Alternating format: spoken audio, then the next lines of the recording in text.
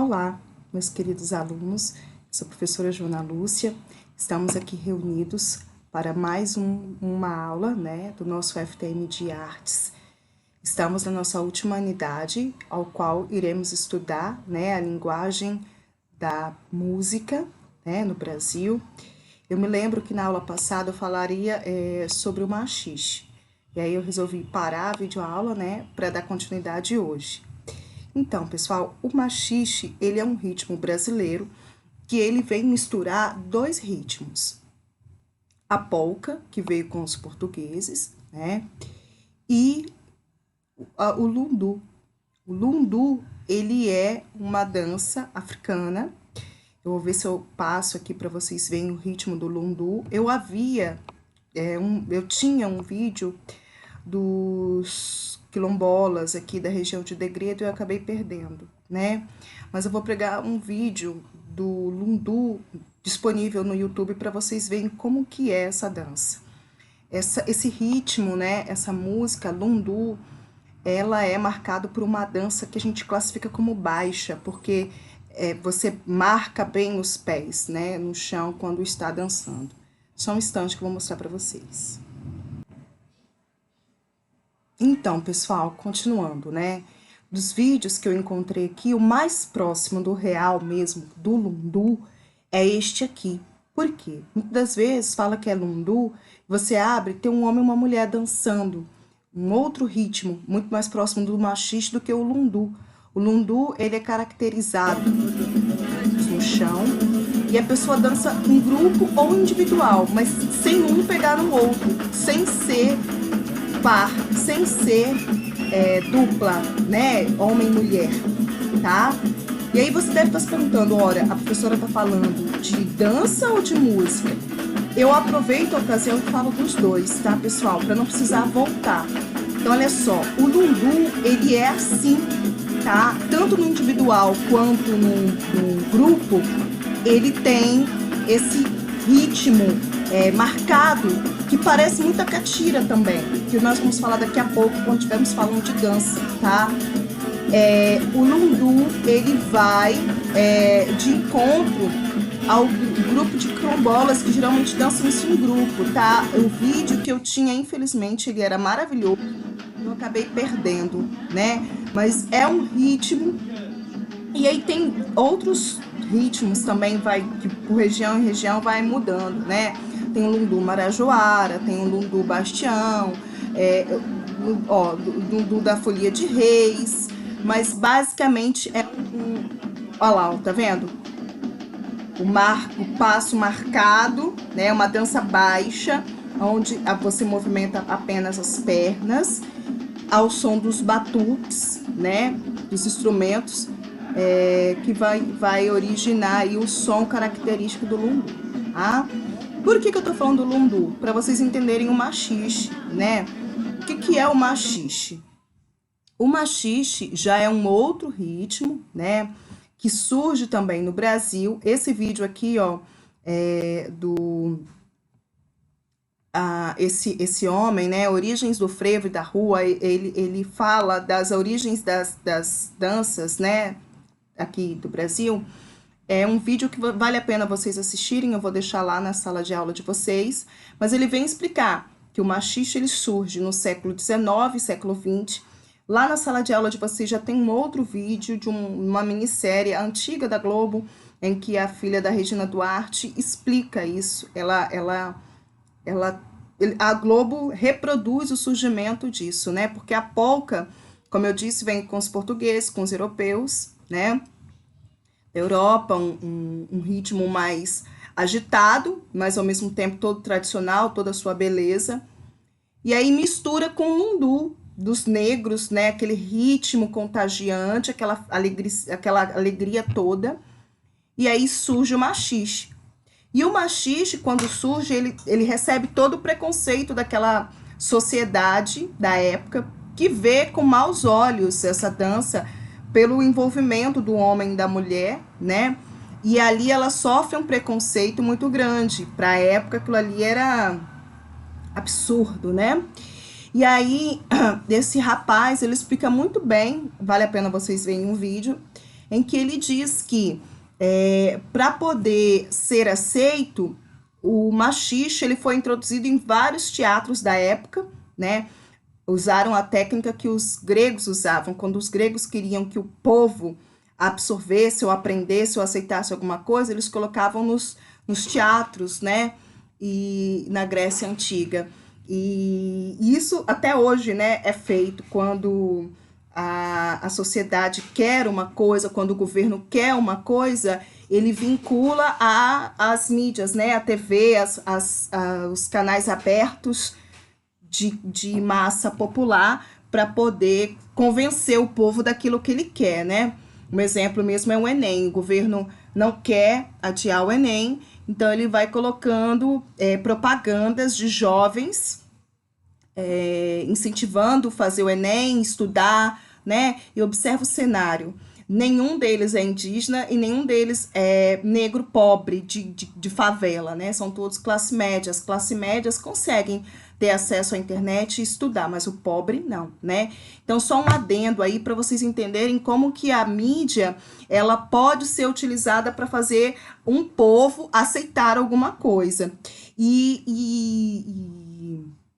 O machixe, ele foi aceito assim, tá?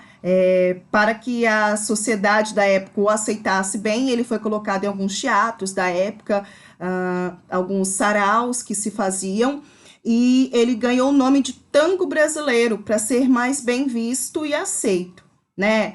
É um preconceito, toda dança sofre, né, em determinada época, um preconceito. Foi outrora com o machixe, que foi chamado de tango brasileiro para ser aceito. Na época que eu era pequena, a dança proibida era a lambada. Nossa, a primeira vez que eu dancei lambada na escola, minha mãe soube, ficou preocupada, né? O que poderiam falar de mim. E hoje é o funk, né? O funk hoje também é mal visto pela sociedade, né?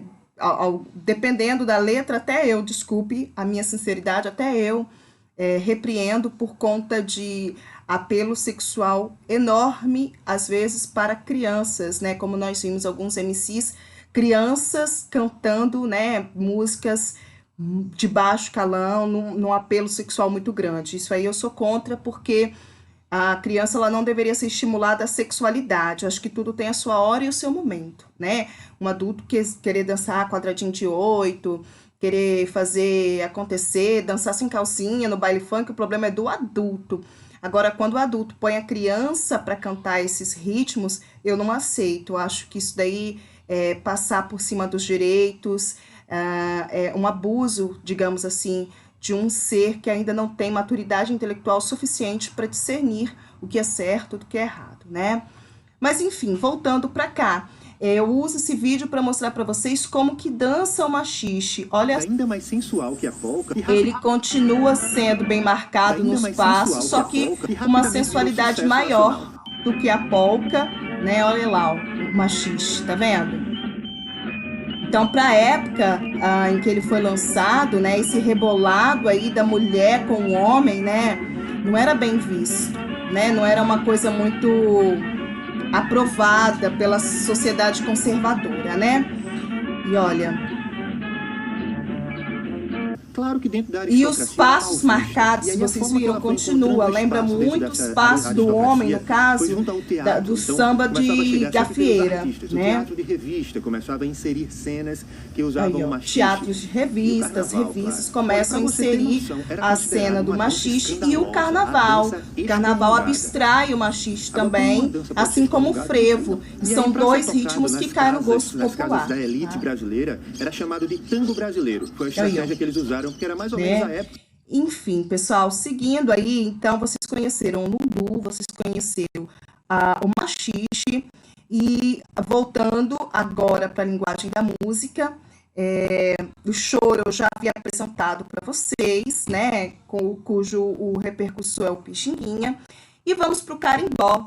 O carimbó ele ficou muito famoso numa novela da Globo, que eu me esqueci o nome agora, mas tem uma música muito famosa também, né? Carimbó, carimbó, é gostoso, Belém do Pará. Olelê, olalá. eu ouvia muito a minha mãe cantar essa música, né, do carimbó. É uma música mais antiga. O carimbó, pessoal, como o nome já diz, né, lá no Pará, na ilha de Marajó, é uma mistura de índio e negro. Então você tem aí dois povos que têm muitas coisas em comum na cultura, né?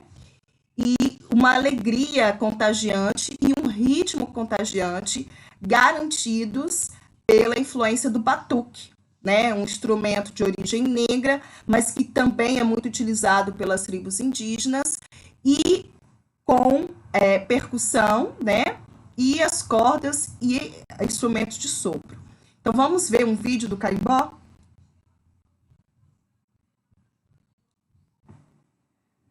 Então, pessoal, vamos começar falando do carimbó, né?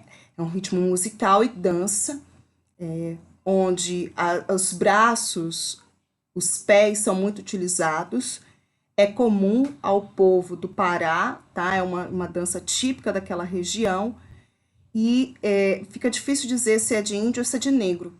Acredito que o mais assertivo deveria dizer que são de ambos os povos. E é uma dança característica de lá, como se fosse o samba aqui para nós, né? Como se fosse o carnaval aqui para nós, lá é para eles o carimbó.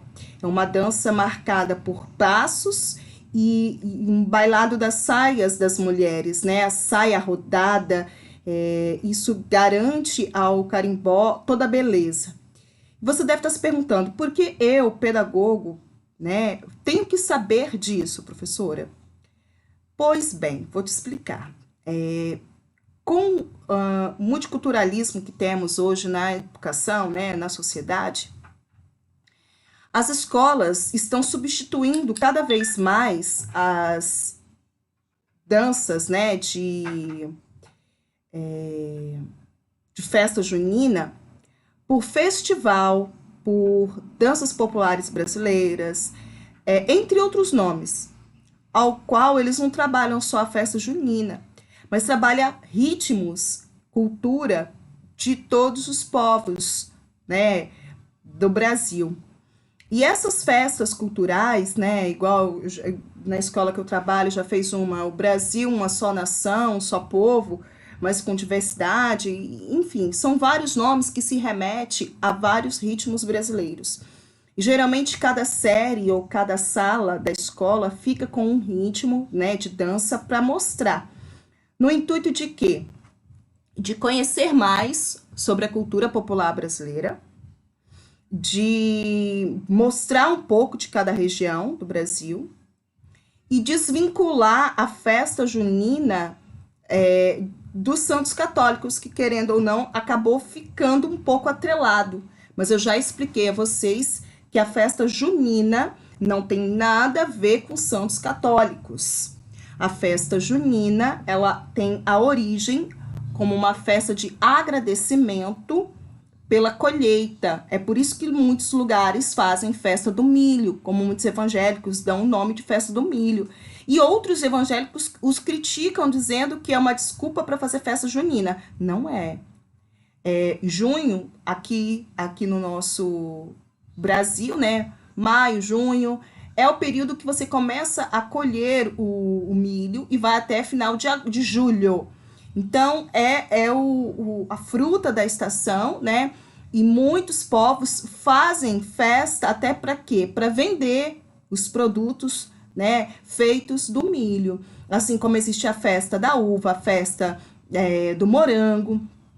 E aí, as escolas, então, para fugir, né, de certas famílias que são muito tradicionais, de certa forma preconceituosas, elas dão então outros nomes para essas festas, no intuito de quê? Primeiro, pôr a criança para dançar.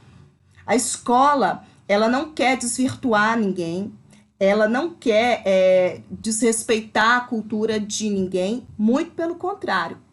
A criança, ela precisa da dança, pessoal.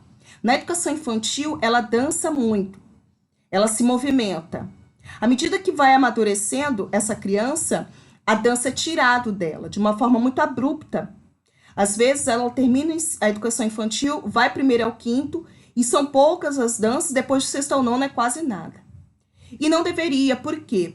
A dança, ela movimenta todos os músculos do corpo, ela estimula o sistema nervoso, né, motor, e faz com que, na primeira infância, potencialize os nervos motores da criança, os sensoriais da criança, dá para ela uma noção de sinestésico, que é quando o meu sistema nervoso periférico consegue perceber o que tem ao redor de mim. A criança que dança, ela consegue se posicionar bem no meio onde ela está.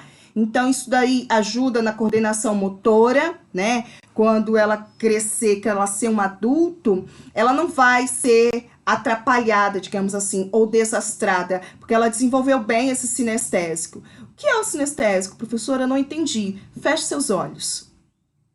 É possível você perceber de olhos fechados quando alguém se aproxima de você? Quando alguém está se movimentando, está perto ou está longe? Isso é o sinestésico. Quando os seus olhos não conseguem capturar os estímulos externos, mas a periferia do seu corpo, as terminações nervosas da sua pele, conseguem te capturar estímulos para formar no seu cérebro uma noção de espaço e tempo e acontecimentos, tá? O sinestésico seria isso. Então, por exemplo, para dançar em grupo, para fazer uma boa coreografia em grupo, sem que um esbarre no outro, como as dançarinas do Faustão, como certas coreografias por aí, eu preciso ter um bom sinestésico, bem desenvolvido. E a dança favorece isso, tá? O desenvolvimento desse não é sistema sensorial, mas é esse meio sensorial que nós temos e pouco conhecido, explorado, tá? Então, fazer a criança dançar na educação infantil de 1º ao 5º, a escola jamais vai estar querendo desviá-la do caminho de Deus ou do caminho da religiosidade dela. A dança, ela tem toda uma explicação fisiológica e funcional para o desenvolvimento do corpo humano, tá? Só que muitas famílias são, né, como eu disse, preconceituosas, tradicionais ao extremo, e não deixam as crianças dançarem. E elas, ao ver os coleguinhas dançando, elas querem dançar, muitas choram, tá? Muitos pais, às vezes, sabendo que naquele dia tem ensaio, vai buscar mais cedo, ou não manda a criança para a escola, e é um castigo, digamos assim, porque essa criança, ela não tem maldade. Quando ela está dançando com o coleguinha, ela não está pensando em sexualidade, ela não está pensando em pornografia, nada disso. Isso daí é a mente de quem está vendo, que é um adulto preconceituoso, talvez com problemas sexuais, que percebe essa maldade, digamos assim, voltada para a sexualidade. A criança não. Para a criança, ela está se movimentando, ela está se divertindo, até porque quando o corpo humano faz bastante exercícios físicos, libera hormônios, né, do prazer, da alegria, e ela se sente feliz, ela se sente alegre, né, se envolve mesmo, se contagia com aquele ritmo ali. Então, a dança, ela é importante, e se você, pedagogo, sabe disso, poderá esclarecer para os pais, né? Eu tenho alguns familiares que são evangélicos e eles permitem que a menininha dance, né? E aí, quando questionados, mas você não é evangélico, a sua filha dança na escola? Ele, que tem? O que tem? Ela está movimentando o corpo, ela não está se oferecendo, ela não está, né, sendo um produto aí de sedução, de cobiça, nada disso, não tem mal algum. Então, eles têm essa mente mais aberta, né? E é interessante porque eles defendem, não, isso faz parte do desenvolvimento da criança. A criança tem que ser criança, né? E é legal quando a família tem essa visão, né? De dar à criança certa liberdade de escolha também. Se ela quer dançar, deixe ela se movimentar, interagir com os coleguinhas. Isso fará bem para o sistema sensorial dela e psicomotor. Todavia, existem crianças que são tímidas desde cedo. O contrário também não é justo com o psicológico dessa criança. colocá-la para dançar, se movimentar, sendo que ela não leva jeito, que ela se sente envergonhada, né? Então você vai traumatizá-la e também causar sérios danos ao emocional. Então o correto é fazer o quê, professora? É fazer o que a criança quer fazer, tá? E a escola, ela não está errada em criar eventos para demonstrar a cultura, né, o regionalismo de cada região brasileira, os costumes de cada região brasileira, e também é uma forma, né, de arrecadar fundos para a escola, para o Dia da Criança, né? Até porque a gente sabe muito bem que as escolas, nesse sentido, elas carecem de muita ajuda, né? E é uma forma de trazer a família para dentro da escola. A gente vê tanto, né, políticos, secretarias de educação falando família na escola, família dentro da escola, presente. Esses eventos é uma forma de trazer a família para dentro da escola, conhecer o professor, conhecer o ambiente escolar, conhecer o processo de ensino que essa criança está tendo, os seus trabalhos artísticos ao longo de um período, né? Então, vale a pena sim fazer. E o pedagogo precisa ter conhecimento da importância desse evento, né, para a escola, para o desenvolvimento da criança e para a família de uma forma geral, que passa a conhecer os mecanismos, né, da educação. A educação não é só ler, escrever, aprender a contar e multiplicar. Vai além, né? É reconhecer culturas diferentes, povos diferentes, pessoas diferentes, comidas diferentes, danças diferentes, porque o Brasil é muito grande e tem uma diversidade cultural maior ainda, não é verdade? Né? Então vamos lá, vamos prestar atenção no carimbó. Sem querer, eu parei o vídeo aqui. Carimbó, então. Um ritmo. Essa reportagem está na sala de aula de vocês, tá? Eu peguei do Globo Rural, que fez um documentário sobre a história do carimbó. Observa que a beleza da música, olha lá, ó, Curi, Pau Oco, né? Também batizou esse tambor grande. Mbó, deixa eu ver aqui que eu me perdi. Mbó. Me perdi. O nome carimbó ou curimbó vem do tupi. Curimbó. É o tupi. Imbó, furado. Furado, ó, pau oco furado. Também batizou esse tambor grande. Ó, os instrumentos musicais ali tocados, ó, de percussão, os chocalhos, completam uma sonoridade indígena. Maracas. Vem da tradição dos índios também essa dança de passos miúdos em roda. Mas não seria de todo o Brasil? Olha lá, passos miúdos em roda, são passos de origem indígena. E o bailado das saias é que dá toda beleza à dança. Se não tivesse esses panos bonitos, coloridos, a dança não seria a mesma coisa. Se não tivesse mistura. No rebolado sensual, a herança do sangue negro. Aí que tá. Quando ela rebola o quadril, aí você vê a herança do sangue negro, como ela diz, né? O povo negro, as mulheres negras, elas têm o quadril mais avantajado e a cintura mais fina, né? E a parte superior, né? Seios, tronco mais menores. Então, geralmente, as danças africanas, elas mexem muito o quadril, né? A dança, por exemplo, kuduro, né? Essa música ficou até famosa na novela Avenida Brasil. A dança kuduro é uma dança africana que mexe muito o quadril, é uma dança baixa por mexer o quadril e as pernas. Mas voltando aqui pro carimbó. Presente ainda no batuque acelerado e no som do banjo.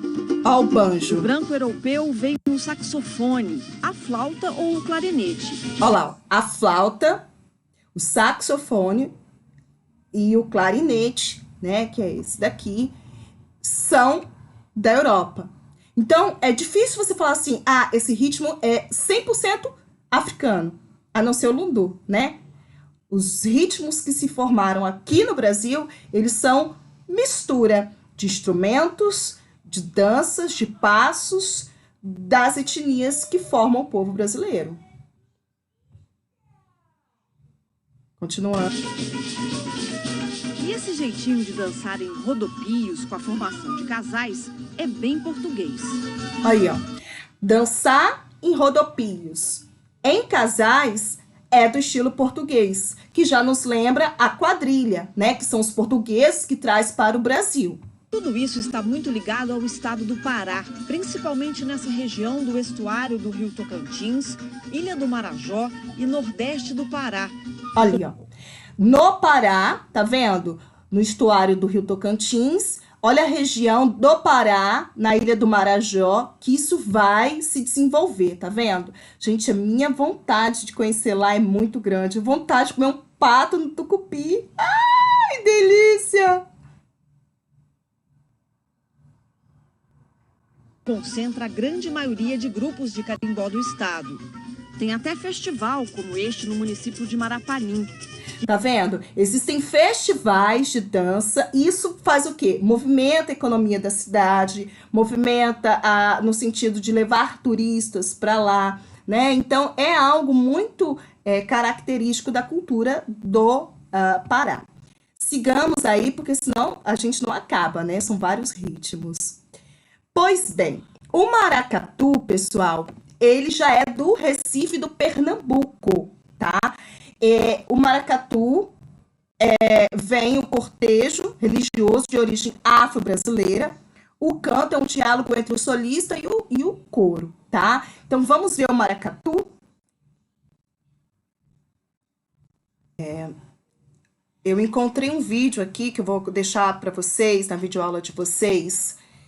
E olha que interessante, maracatu, nação Pernambuco, geralmente nação é a terminologia utilizada para grupos afro-brasileiros, geralmente dentro do candomblé, que se intitulam de nação porque a gente sabe muito bem que na África existiam vários povos, vários países, várias nações, e cada nação tinha um orixá, né, que regia por eles. E algumas eram até, digamos, inimigas da outra, ou não se relacionavam, né? Eles não tinham adoração ou culto a vários orixás. Cada nação tinha o seu orixá. E aqui no Brasil, na senzala, eles davam a preferência por colocar vários negros de nações diferentes na mesma senzala. Então, o fazendeiro fazia questão de comprar escravos que vieram de vários lugares diferentes, porque sabia que o dialeto era diferente, que os costumes eram diferentes, para que eles não se formassem em grupo, né? Psicologia do grupo, se você vai ter a explicação mais à frente com Freud, né? Mas para que eles não se unissem. A ideia, a premissa era que eles não se unissem, não se rebelassem contra os senhores. Então, a nação, o culto de nação, ele vai se caracterizar aqui no Brasil, quando os negros, por estarem numa mesma situação, né, triste, sofrida, acabam aprendendo a se relacionar, a dialogar, a se respeitar e a cultuar, na madrugadas das senzalas, vários orixás diferentes. Então surge aí o culto de nação, que era o culto destinado a vários orixás de cada nação do povo que ali estava. E isso foi evoluindo, e quando fala, essa aqui é de nação, temos a nação Nagô, Iorubá, né, Queto, Queto ou Gueto, né? A pronúncia é diferente, mas é a mesma nação. São nações de povos de negros, afrodescendentes, que perpetuam ainda essa cultura que é oral. A cultura oral, ela é difícil de existir, porque a falta de registros. Quando eu, Joana, estou gravando essa videoaula, está gravado. Você está com dúvida, você revê. Quando eu escrevo, está registrado. Se eu morrer, quem pegar os manuscritos conhecerão o que penso ou o que sei. Agora, quando é oral, a cultura oral, ela sofre muita mutação, porque quem ouve, entende ao repassar, coloca as suas impressões, o seu sentimento. Além disso, a cultura oral, ela precisa ser vivida, ela precisa ser transmitida. Então, corre risco de sofrer variações, modificações e até mesmo deixar de existir. Então, por que eu estou dizendo isso? Esse grupo do maracatu tem o nome de Gangazumba, né? Que é o tio de Zumbi de Palmares. Zumbi é considerado aí o herói, né, nacional do povo negro, porque enfrenta mesmo a coroa portuguesa no sentido de apoiar, né, de acolher os negros fugidos que se reúnem no seu quilombo, né? O quilombo dos Palmares se tornou um dos maiores e resistiu bravamente por muito tempo os ataques da coroa portuguesa em tentar invadir o quilombo e recuperar os escravos, né, para vendê-los ou devolvê-los aos fazendeiros. Então, esse nome, né, do grupo de dança aí vai muito de encontro à história do povo negro, aos costumes do povo negro, né? Então, vale a pena dar um adendo para dar para vocês essa informação histórica. Continuando.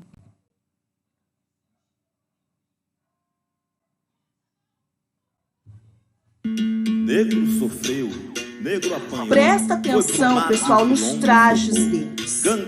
As cores primárias são muito fortes para o povo, muito fortes, muito usadas, típicas de nação, né? Do povo de nação, do povo Alagoas, Pernambuco, Palmares, Praça do Carmo. É uma dança que mexe o corpo todo, tá? A palha é também chamada palha da costa, é muito típica do povo negro. Está relacionada ao orixá, ao Muruba, ao Aê, tá? Então, joias, acessórios, roupas, eles utilizam muito, tá? O povo negro de uma forma geral, tá? E aí, olha só, o maracatu, então, ele vai ter ritmos de capoeira, né? Olha os instrumentos, pessoal, de percussão, os de sopro, vai passar de novo. Ó, os de percussão. Alagoas, não tem isso. Palmares, Praça do Deixa eu pegar um outro vídeo mostrando o maracatu, olha lá. É mais de bater, tá? De percussão, de bater. São ritmos tanto no chocalho quanto no tambor, né?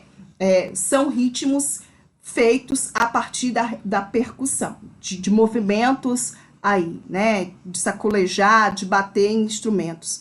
Deixa eu ver se eu encontro aqui um outro de maracatu, para vocês terem uma ideia de como que é, né?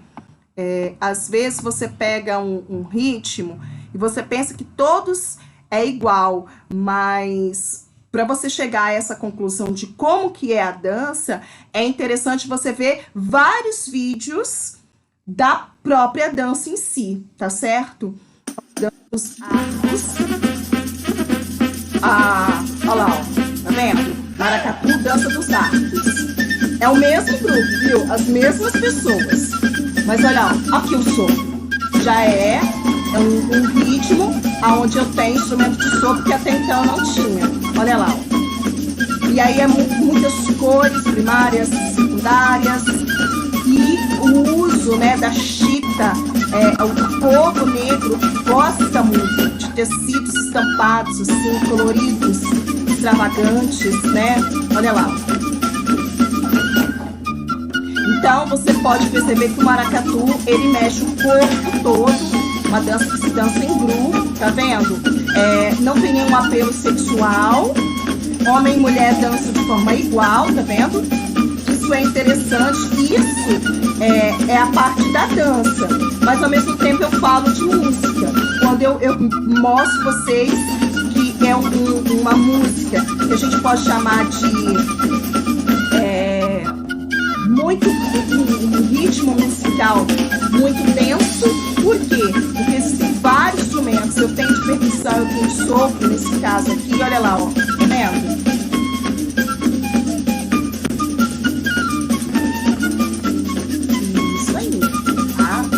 E aí, pessoal, voltando agora para o nosso tese, falamos, né, do maracatu, e agora vamos falar do afoxé. O afoxé é um folguedo, né, típico do estado da Bahia, dança-se cortejo ligado ao candomblé e à umbanda também. Acontece geralmente na época do carnaval. O afoxé, ele é um ritmo, né? Por exemplo, a Igreja Católica é muito comum fazer procissão, né? Agora não por conta da quarentena. Mas é muito comum fazer procissão. Então, vão pelas ruas, rezando o terço. Os evangélicos também é muito comum. Eles irem a praças, pregar o evangelho, cantar uma música, né? Eles chamam geralmente de... Como que chama? A música lá, né? De louvor. Isso. Já os candomblecistas e os umbandistas chamam de ponto, né? São cânticos que fazem em homenagem aos seus orixás ou até mesmo santos católicos, tá? E o afoxé, ele acontece geralmente nas ruas da Bahia, no período de carnaval, de dia. Muitos baianos, né, e adeptos, turistas, descem as ruas, né, as ladeiras do Pelourinho e demais lugares da Bahia, fazendo essa homenagem aos orixás, né? E aí eu vou mostrar para vocês, tem o afoxé, geralmente são homens, mas existem mulheres também que fazem isso. Assim como em Vitória, né, tem um terço dos homens, em que você tem aquela procissão, né, de homens caminhando, rezando o terço. No afoxé é muito comum você ver homens vestidos, né, com a roupa característica da religião deles, do orixá em que eles estão homenageando, pelas ruas da Bahia, né? Então, eu tenho um vídeo que eu gosto muito dele, de trabalhar ele, que mostra Gilberto Gil, tá? No afoxé da Bahia. Deixa eu ver se eu consigo localizá-lo para mostrar para vocês. Então, vamos lá, pessoal, retomando aí, né? Então, como eu disse para vocês, o afoxé, ele é um ritmo característico, então, dos grupos, né, afro-brasileiros. Assim como eu citei há uns minutos atrás as manifestações religiosas, eu não estou comparando, eu não estou dizendo que uma é melhor que a outra.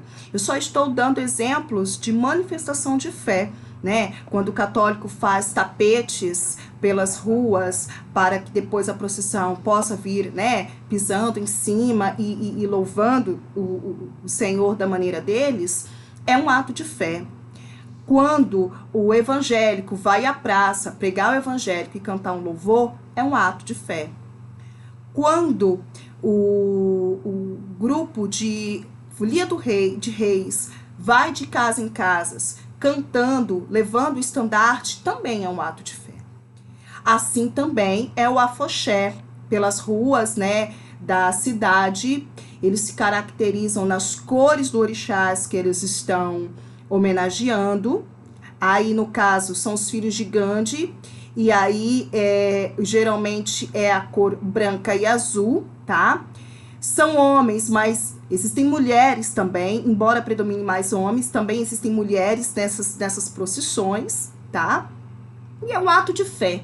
E cabe a nós o quê? Conhecer e respeitar. Assim como ninguém tem direito de espizinhar e falar mal do católico na rua, do evangélico na rua, também ninguém tem o direito de falar mal dos candomblecistas e dos umbandistas na rua, né? Cada um professa sua fé da maneira como achar mais conveniente e dessa forma a gente vai respeitando uns aos outros e reconhecendo a diversidade brasileira. Então, observe que os filhos de Gandhi aqui, ó, a dança. Essa dança com os braços e os pés, tá vendo? É um ritmo mais devagar. O idoso vai na frente, mostrando porque o idoso, a sabedoria, os ancestrais os descendentes de africanos, diferente do povo brasileiro, eles têm muito apreço, amor aos idosos, porque idosos representa pessoas mais velhas, com sabedorias, que viveram muito tempo, que têm muito conhecimento, tá? Vocês viram um homem passando com uma pet, aquilo ali provavelmente não é bebida alcoólica. Aquilo ali são macerados de ervas muito comuns nessas religiões afro-brasileiras e indígenas que utilizam as ervas para a energia, para a saúde mental e energética do corpo, né? Então eles vão pelas ruas da cidade, levando a sua manifestação de fé no meio do carnaval mesmo, tá? Até porque eu já disse para vocês que o samba é uma dança que originou dos cultos de nação e que agora, infelizmente, né, o capitalismo pegou para ele e perdeu todo esse sagrado aí de nação e se popularizou, né? O samba hoje ele tem outras versões e conceitos, cada um faz daquele do samba aquele conceito que achar mais conveniente.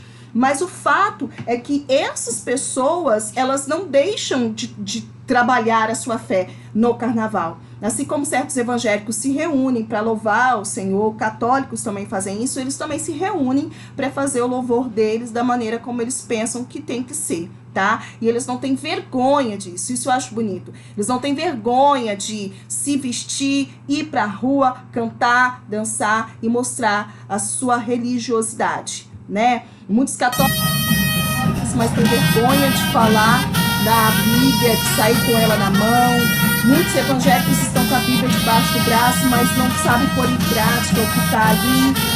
E às vezes tem vergonha, né, de dizer. Então, assim, eles não têm. Admiro muito aquelas pessoas que têm, né, coragem, vontade de ir à rua e defender a sua fé. Assim como os, né, adventistas, pessoas que ficam nas esquinas, mostrando os livrinhos, trabalhando. É um ato de fé e cabe a nós respeitarmos. Então, agora, pessoal, o próximo ritmo é um ritmo, vem lá do sul, tá? É o fandango, o ritmo do Rio Grande do Sul, que mistura dança, sapateado e palmas, tá? Como base da execução. O fandango, ele já não tem mais aquela origem africana e indígena. Ele já ganha passos, roupas e tradições já de espanhóis, porque o povo do sul, né, tem forte influência desses imigrantes que vêm ali da Argentina, espanhóis, outros povos que foram para lá e levaram consigo, né, essa tradição. É muito comum as castanholas, que é do povo espanhol, que é do povo cigano, né? Então, as danças do sul, elas têm uma característica totalmente diferente das danças do Nordeste. Elas vão trazer os costumes desse povo que nos colonizou, né? Então, observa, as saias são rodadas, mas é um pano só, não é igual aquelas saias rodadas e recortadas da dança do Pará, como nós vimos, né? São danças dançadas em casais também, né? Olha lá, ó, muito marcado o pé, daí você vem a ancestralidade do sapateado, né? Esse marco do pé marcado pela bota do gaúcho vem do sapateado, né? Essa parte aí, ó, de pegar a dama, isso já vem com os portugueses através das quadrilhas, né? Essa dança aí já de dançar juntinho assim, né, compassado, você já tem uma herança da valsa, que também vem dos portugueses, né? Então você tem aí, ó, uma miscelância de ritmos e passos que já predomina o povo europeu, tá? O povo europeu, como os espanhóis, de uma certa forma, as pessoas aqui da América do Sul.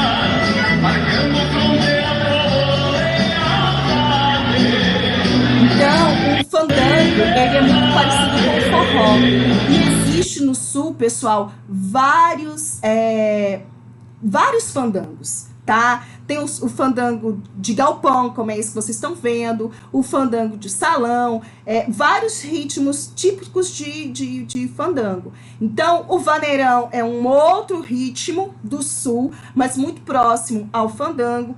E o fandango, em muitos lugares, igual aqui no Sudeste, né, em Linhares, tem pessoas que colocam fandango como sinônimo de forró, mas são ritmos diferentes, tá? São parecidos, mas são diferentes. Observa que o fandango, ele é mais rodado, o casal roda mais, e ele é mais compassado e devagar, tá vendo? Ó, existem alguns casais aí que sobressaem mais no rodado, né? Parece aquele farte do forró universitário, porém, ele é mais lento, tá?